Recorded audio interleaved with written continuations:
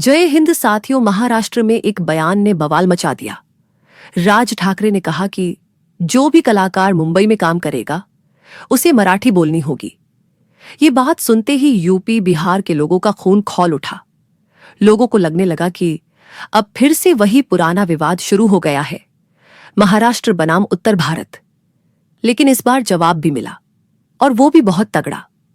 Pawan Singh, Bhojpuri cinema के superstar, सामने आए और उन्होंने कहा, मैं मराठी नहीं बोलूंगा, मैं भोजपुरी का कलाकार हूं और मुझे अपनी भाषा पर गर्व है। मैं अपनी मिट्टी, अपनी मातृभाषा को कभी नहीं छोड़ूंगा। पवन सिंह के ये शब्द पूरे यूपी बिहार के लोगों के दिल में उतर गए। लोग सोशल मीडिया पर पवन सिंह के समर्थन में खड़े हो गए।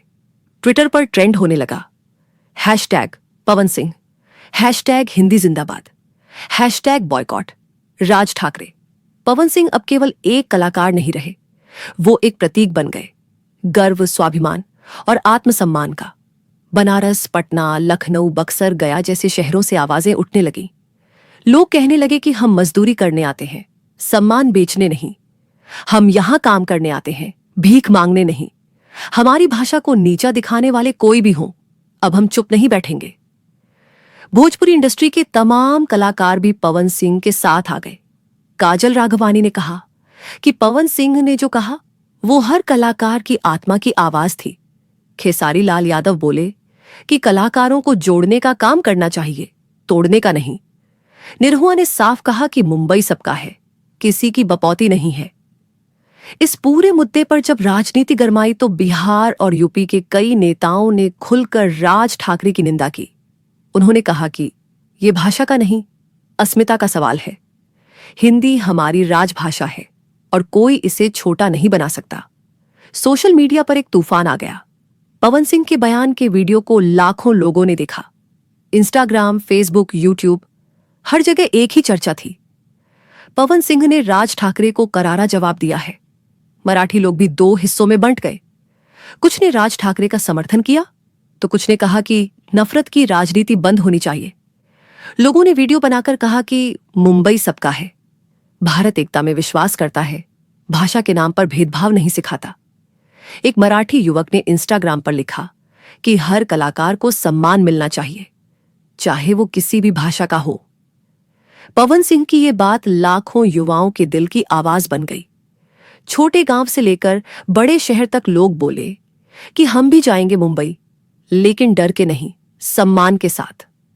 कई युवा बोले कि हम अब अपनी इंडस्ट्री को इतना बड़ा बनाएंगे कि हमें मुंबई की जरूरत ही न पड़े। राजनीतिक दल भी इस मुद्दे में कूद पड़े। बिहार सरकार ने महाराष्ट्र सरकार से स्पष्टीकरण मांगा। यूपी के नेताओं ने बयान दिया कि अगर इस तरह का भेदभाव हुआ तो हम भी एक्शन लेंगे। इस पूरे विवाद ने राष्ट्रीय स्तर पर एक नई बहस छेड़ दी। क्या किसी कलाकार पर भाषा थोपना सही है? भोजपुरी फिल्म इंडस्ट्री में अब नई ऊर्जा आ गई है।